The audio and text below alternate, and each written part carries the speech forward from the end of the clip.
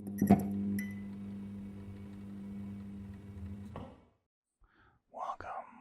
Grocknation, to another Grock Walks in the arcade this evening. Tonight we are taking a ghostly stroll through a couple extremely haunted locations in Winnipeg, Manitoba. Once again, guys, if you're new to this channel and you like this kind of content, don't be afraid to hit that like button and smash that subscribe. We have a very, very large variety of ASMR in here, including spooky haunting stuff such as this, though this is our first walking video of haunted locations. So this first extremely creepy location is the Trappist Monastery in St Norbert, Winnipeg. As you can see, I'm looking down in a basement. It's a ruin of an old monastery that is reportedly extremely haunted. I'm here with my buddy Jackass during our weekend in Winnipeg. This is 12 midnight. I'm telling him right now we have to start in the basement in this investigation, just like we would in Phasmophobia, and here we go, inside. I will say that what happened as soon as he walked in here, if you can hear us talking, I lowered the volume quite a bit. We're both agreeing that the air got extremely heavy as soon as we walked in these ruins. There are a ton of ghost stories with the St Norbert Monastery over the years. I do apologize for the focus every now and then. We didn't have a flashlight, so we're using our cell phone flashlights, and the footage is a bit grainy every now and then. As you can see me clear my camera, thinking that would help it. This location is actually an old Trappist monastery. The Trappist Monastery of St Norbert, formerly known as the Monastery of Our Lady of the Prairies, was established in 1892 by Sister Cyan Trappist monks. I'm not sure what that is. Located in St Norbert, Manitoba, the monastery was a significant religious and agricultural center for 85 years. The site is now known for its ruins, which includes a Romanesque revival church, a monastic wing, and remnants of various agricultural buildings. So this actually burned down into the ruins you see now back in 1983. And it's been reportedly haunted ever since. People have reported seeing hooded figures wandering these ruins. That's the most notorious stories you hear, as well as an overwhelming feeling. I'm just pointing to other ghost hunters to Jackass. As well as the feeling of being watched, and overall feeling of heaviness, which is something that is common when you're in haunted locations. I don't know if it's a psyche thing or an energy thing, but we're walking what used to be the basement before it burned down. The wooden floors above are long gone. If you guys are wondering what's wrong with Jackass's arm, he actually just got a tattoo earlier that day, so we're making sure to go through every room to see if, we feel or hear anything. And as I said, aside from an overall general feeling of heaviness, we really didn't experience anything in these ruins. I will say that a couple times we thought we heard footsteps in the darkness as we were walking around the outside, but again, as I am with these kind of situations, I always look for, I very well could have been an echo from us or just any other kind kind of logical explanation. And, as you guys are aware, in this channel, if you follow it, I have had various paranormal encounters in my life. I am one of those people, I believe, that draws paranormal activity towards them, good or bad. Knock on wood, so far it has not been bad. But there's always a chance something crazy will happen if I am in a paranormal situation. So we were curious as to what would happen here as well. We didn't have, like I said, a flashlight. We were using our cell phone lights. Who knows if we might have seen something a little more with an actual flashlight, but we had to do with these cell phone lights, which really do make it a little more creepy and scary when you're walking around it for the time being. But yeah, we were looking forward to potentially seeing or hearing something here, but aside from an overall eerie heaviness, we didn't really see or hear anything that we were definitively sure of. So some haunted stories, if you look at Winnipeg pages on Reddit, that people have said over the years here, we're approaching an old, like it's like a bell or a statue or something here. They've said they've seen black cloaked figure wandering these grounds. One of the creepiest stories I heard was of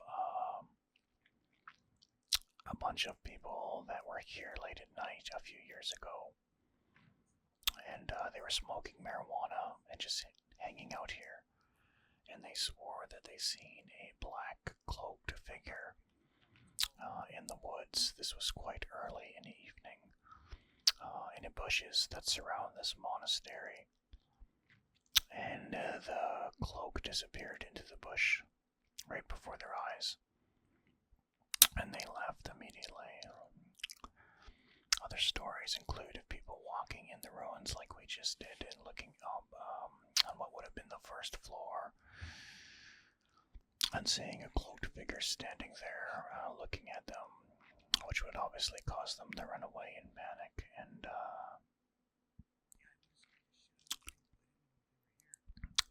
tell the story afterwards to other people. But it isn't gated at all. It's completely open.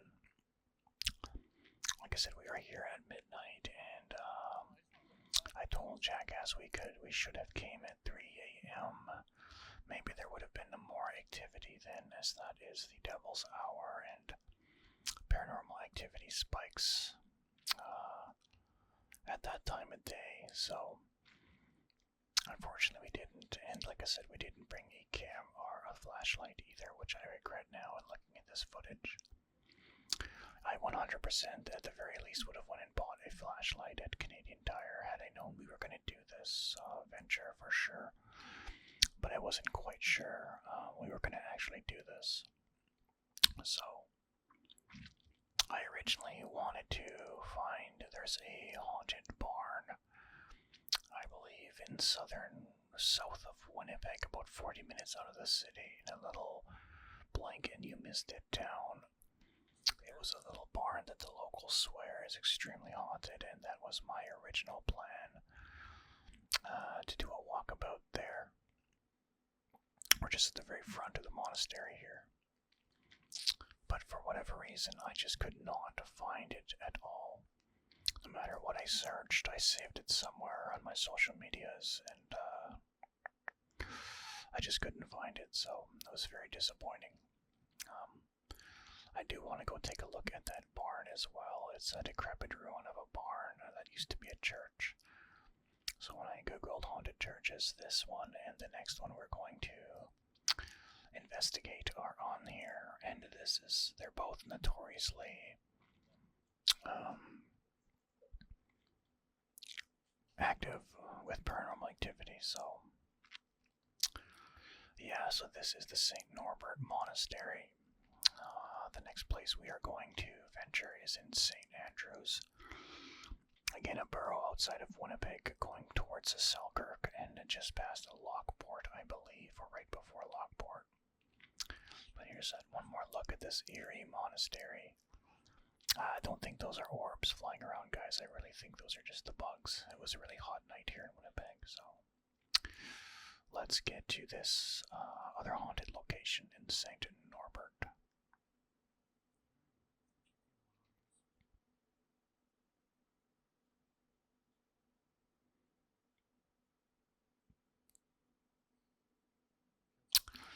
Okay, so here we are in St Norbert an hour later. This is a gated, closed-off private property location, so this first footage here we're trying to traverse through a old farm field and cross into the monastery without being seen, but there is a creek, as you can see here, separating us and the mainland of that monastery, or rather church. Lady of the Red Anglican Church is where we are. So we decide just to go around the front and see what we can do for some footage just around the wall itself. And see if we can see anything. There is established 1828, the parish of St. Andrews. There is the big sign. Oh Jesus, that scared me. I'm banging upstairs while I'm watching this creepy footage. It's an old cemetery. A lot of these tombstones, you can't even read the year on them. It's that old. It is extremely notoriously haunted to Winnipeggers. They see black figures and white figures as well wandering the cemetery grounds. This one is more haunted with its cemetery rather than the actual church itself, with stories among locals. Again, it's gated, and they say they have CCTV cameras watching. Again, this is about 1 in the morning when me and Jackass are here wandering these grounds. I'm telling Jackass, let's just keep wandering along this ancient wall. This old wall they established in, this would have been the 19th century. No, this would have been the 19th century. So it's an old, clay rock wall. Really neat. These two churches definitely remind me of churches I've seen in Europe on our travels, those old churches. I don't know if you guys can hear in this footage, but there is teenagers that are partying just across the street in the elementary schoolyard. They're having some drinks and whatnot, so didn't want to disturb them too much. I'm sure they wander these grounds to scare themselves from time to time. There's another no trespassing after dusk sign. When you're doing this kind of thing, investigating paranormal sites, especially if you don't have equipment and you're doing it very amateurish, you have to really understand where you're going. Because if you believe in this kind of thing, and you believe in the occult and all this stuff, these energies in the world, you certainly don't want to put yourself in a position to have an evil entity attach itself to you by going somewhere that's truly evil and dark. Cemeteries are places you'll find ghosts that are just wandering. They're not there to attach themselves to you like a demon, for example. They're just wandering aimlessly, essentially forever, and they don't really bother people. This particular site has a rumored red eyes you can see in the forest on the outskirts of this cemetery ground. That's something else we were keeping an eye out for. Right here, I'm telling my buddy Jackass I think I heard something, and then I just farted, so I don't think he heard me fart. It wasn't a loud one, so I failed there, but he guessed what I was doing, so here we are, just scaling along the wall. I'm looking for something in particular here that I think we might actually find, and we actually do find it. looking at how old this wall is. And again, I think these are all insects you're seeing flying in front of us. I did thoroughly look at all this footage after I shot it to see if I could see any orbs or anything along that nature, and I don't think I see anything of that sorts. I think they're mostly flies. I'm trying to see if I can see in further with my cell phone lights, but it's not too great. So we're realizing as we're getting further back, this ground isn't kept. And what I'm looking for I figured we would find a gate on the backside.